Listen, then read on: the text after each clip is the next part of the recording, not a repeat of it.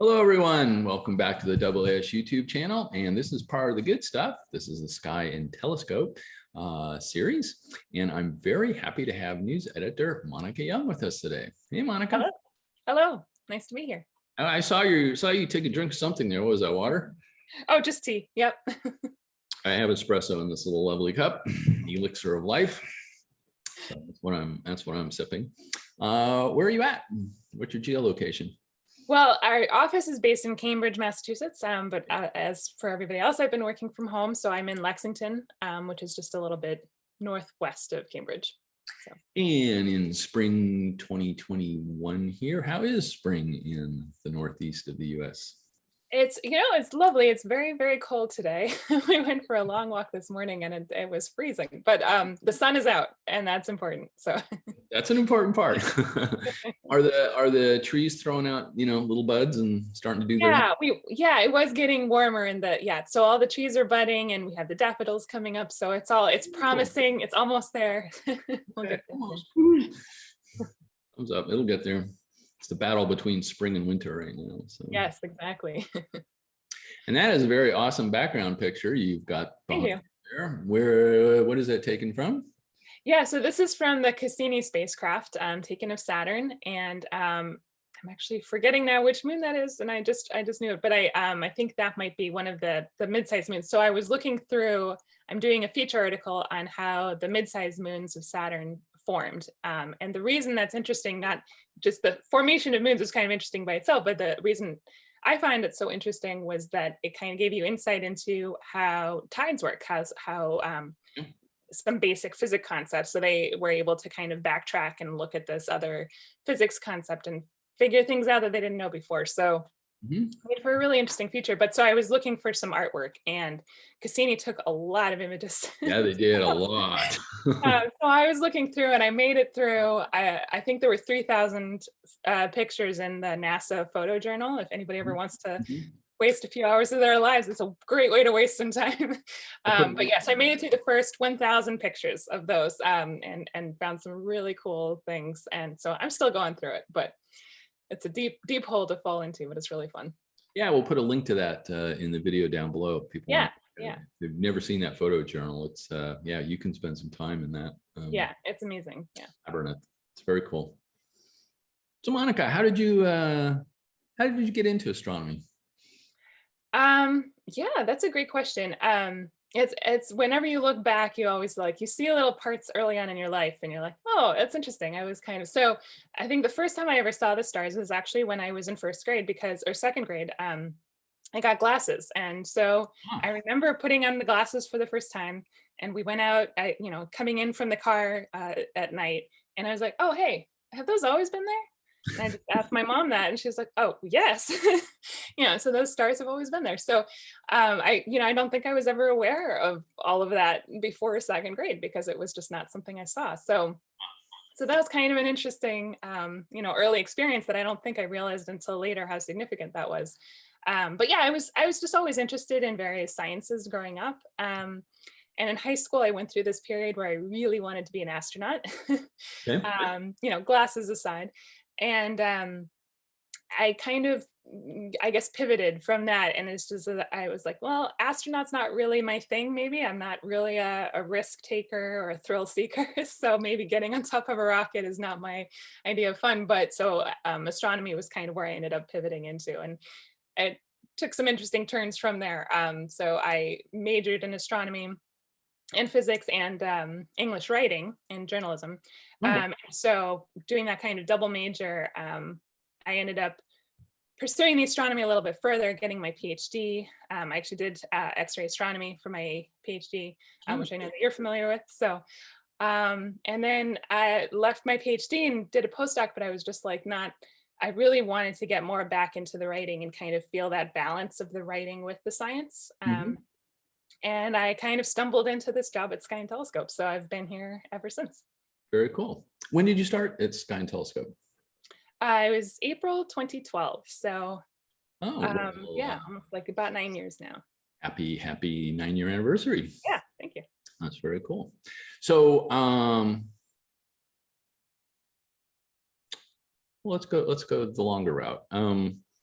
When you first started at Sky and Telescope, what were you doing, and what do you do now for Sky and Telescope? Has that evolved at all, or?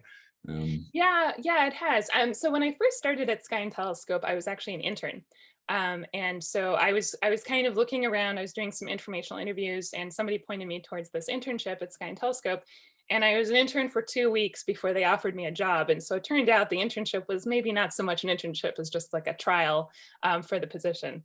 So that worked out really well for me. That was a big surprise for me. And I started out they called me the web editor. And that kind of meant just taking care of the website. So I did a lot of the website maintenance. uh, There were some technical aspects to it too. I would occasionally look into like, we used a WordPress platform. And so I'd look into plugins and that kind of thing. But mostly I managed the content of the site. So that's actually stayed the same. So now a couple years ago, I don't remember exactly when, maybe 3 years ago, I was promoted to news editor. And so then that was more focusing on just taking care of the content and leaving kind of the more technical web maintenance aspects to somebody else, which was, it's good. It lets you have kind of a bigger picture view of the content rather than getting pulled into something a little bit more unrelated to what I'm doing. So but yeah, so I've been managing the website content, mostly taking care of the news. I edit, I commission pieces, I write pieces myself. And then I also do things for the magazine. So I edit a feature roughly every other month. Took a little break from that for a little while because things were a little crazy during the pandemic, but looking to get back into that. And I write for the magazine too. So I aim to write about a feature a year, or maybe like a feature plus a mini feature, something like that per year. Okay. Well, that kind of gets you back to what you desired, was sort of a balance between your English writing background and the science. So, Yeah, exactly. very Yeah, it's really fun just to be able to go into work every day, and it's always something new. You're always learning about something brand new, whether it's, I specialized in AGN and X-rays, but now I get to learn about using ALMA to look at protoplanetary disks, or, what are they finding what exoplanets are they finding with tests this week? And so there's always something new, something interesting. So it's a fun, really novel environment to be in. So speaking of new, what are some of the current projects that you're working on? You don't have to spill, the June S&T content, right? But just what are some of the current things you're working on, news-wise, news story-wise? Okay, yeah. So news stories. Let's see. So I'm not working on writing any news right now. So I'm just kind of, I poke around. So I actually spend a lot of my time just poking around and looking for stories. And so that's kind of a part of what so that I'd say I'm kind of in that stage in terms of writing news stories. I commissioned a news story on this new discovery of high energy particles via the gamma rays. And so I'll be editing that today. I don't know the details of that yet. So I'll be looking at, editing and fact checking that later today. Should go up today or Monday. And so, yeah, there's always something new happening. Let's see, for yesterday, because it was April Fool's, every April Fool's, we go to Ask Our PH and we see, what kind of stories there are there. So I actually had a freelancer pitch that this year. I was like, okay, go for it. It's a fun thing to do. Okay.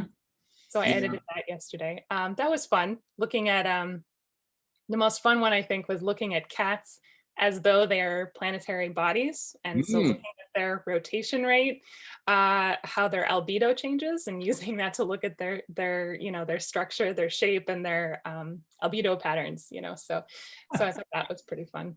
And then, yeah, in terms of features, like I said, I'm working on the Saturn's moons feature, which has been really interesting. So I'm kind of finished with the writing stage. And so now I'm working on the art for that. So that's always a big part of putting a feature together, is just figuring out what art is going to go with it. What diagrams do I need? Do I need to draw a diagram from scratch? Do I need to figure out how this works? Or can I find something where we can kind of adapt it to make it work for the magazine? And then I have this other idea that's just kind of brewing about spiral structure in galaxies. So I'm still in the brewing stage of that, but that will probably be my next feature. So Cool. I'm fascinated by the idea that you might draw something. So you have, like, Adobe Illustrator skills, or does Sky and Telescope No, employ no. a graphic design artist? Exactly. Yeah. So no, I don't. I am not a good drawer. So so basically, what I when on the occasion where I have to draw something, I use paper and pencil, and I just kind of sketch things out. Okay. I also just use words just to say like I want this to look in this way, and just kind of describe what I want. Um, and then we have an illustrator, Greg Dinderman. I don't know if you've interviewed him yet, but he's yeah, he'll be great to talk to. He does all of the diagrams for the magazine. So that runs the gamut from science to observing to what you're going to see in the sky. Um, and yeah, so I kind of kind of outline for him what I'm looking for, and then he'll often pass things off too. So he's an illustrator, but we also have a part-time illustrator, Leah Tiscioni. And so she actually just had a baby, so she's not working right this moment, but she'll be back in a few weeks, and she's wonderful. She always does such wonderful imaginative work, but still staying true to the science. And you can always, there's some back and forth, sometimes it's like, oh, that has a little bit too much of a, I don't know, like a flamey appearance, and we want it to look colder, so there's kind of a back and forth there, to make sure you're portraying the subject accurately. Mhm. But yeah, so it's a lot of fun putting the art together. It's definitely more of a visual aspect versus the writing aspect, and so it kind of uses a different part of your brain. It's kind of fun to use that. Indeed it does. Indeed it does. Um, so when you commission a piece, what is it you look for when you commission a piece? Is it more topic driven? Is it,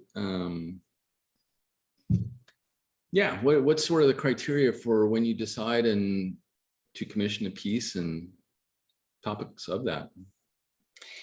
Yeah, so I mean, pieces I commission are all for the website, so they're all more news oriented. So definitely the topic, topical is really important, because it's whatever is new right now is what's going to be what we're going to consider running. So I have had people pitch me things that are maybe a month old, which is not a long time if you're in the sciences, right? Like a month old is like, that was like yesterday, right? But in the news world, it's like, well, that was a month ago. We're moving on. There's other things to cover. And so that can be interesting to convey to people, because they're like, yeah. um, yeah, but yeah, so topics, I mean, I have kind of a stable of freelancers. So I'll go to like different people kind of cover different things. Have kind of different expertise. And so a lot of times I'll just go and say, I have, David Dickinson, for example, writes a lot about space, rocket launches, satellites, like everything, astronomy in space, basically. And so anything related to that, I'll go say, hey, Dave, are you interested in writing this week? And he'll go and he'll write that up. Or we also have some contributing editors that write for us. So Emily Lakdawala, Hobart Chilling, these are all contributing editors. And so I can go to them and say, I know you know this topic. You just did a feature on it. Hey, why don't we write this quick news story? And then they can kind of pull from their research to do that. So, but we do also get new freelancers coming in. And so it's great to talk to new freelancers too, and just, read their clips, see what their writing style is, see what their expertise is, and be able to draw from that too. Okay, so I'm going to put some gaping naivete on display here. Okay, here we go. So I take it from what you're saying that there's a much larger turnover of news stories on the website than there is on the magazine. Yes. Yes. Okay, so there's my naivete that I have not been studiously following the news on S&T, but we'll put a link in the video below and I shall start. Yeah, definitely. No, and we usually aim to post about roughly a news story per day, sometimes one or two per day.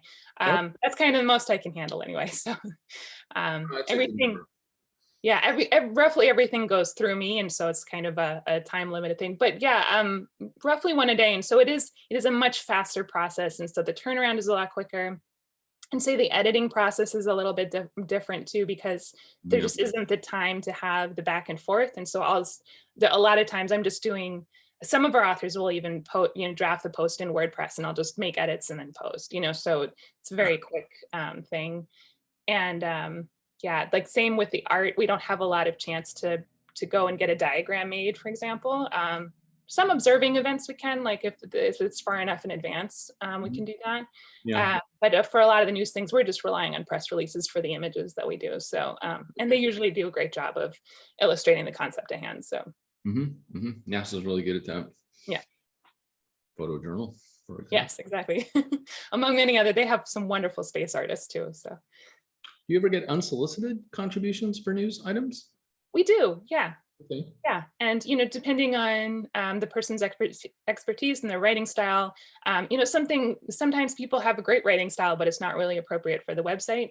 But it's kind of just a case by case basis. We just go through it and see, does this make sense? And but yeah, we've definitely, I'd say, I probably the contributing editors aside, I'd say actually most of the freelancers that we work with now are at some point unsolicited, and then it was a relationship that was working well and continued. So I'm curious, since you mentioned that, so what style makes for a good news article on the S&T site? Because you said sometimes stuff comes in, it's not really a good fit. And so I'm, well, okay, what is the fit? Yeah, no, definitely. That's a good question. It's a very journalistic style, I guess. So there's kind of, I don't know if I'll just use some journalistic terms, but so there's kind of a lead, right? So the lead is where you kind of hook the reader. And then below that, there's the nut graph. And the nut graph has kind of the basic who, what, when, where, why. Maybe why saves for later, but the basic facts go in the nut graph. And then you kind of go into the background and the results, what they did, and then you can kind of just tie it off with a bow. But it's almost very formulaic. But it's interesting because you can play with the formula, right? And you can even play within that structure. So you can still get really creative, but the basic structure is always the same. And so like when we have scientists, sometimes we'll have scientists write about their research or about research that they were somehow peripherally involved in or something like that. And so then I kind of have to take their writing and just kind of stuff it into that structure. And so, yeah. And I mean, that usually works pretty well. People, especially scientists are amenable to kind of changing and it's often just taking the stuff that's down here and putting it up here, because the way that we write in science is, you have the introduction, you have the methods, and then you have results. And so you kind of have to shift everything and have that abstract, that nut graph kind of up top. So. Right. So are you inundated with news articles on a daily basis? Oh yeah. There's this, I think it's especially as the astronomy community, I think, is growing over time. I haven't kept track of how much it's growing, but it definitely, we get an amazing amount of things. As you might know, Rick Feinberg, the press officer of the AAS, used to have a press release list. And so I would just get, I'd say anywhere from 5 to 15 emails a day, depending on, is there a conference going on or something like that. So he has retired the press release list. And so now we're all as science journalists are left to our own devices. So what I've actually done recently is I've set up an RSS feed just to kind of go through all the places that would issue press releases. And that makes my inbox a much happier place, but I need to remember to go to the RSS feed every, I don't necessarily go every day either, but like every other day, so I can figure out what's interesting, what do we want to cover, what do I need to assign, and just kind of go through it systematically. So then some of those news articles that come on the website then get developed into an article for the print magazine, or is the print magazine stories always different or not at any point in the news? Yeah. So we have the news notes column in the magazine. And so that's basically all of the news on the website.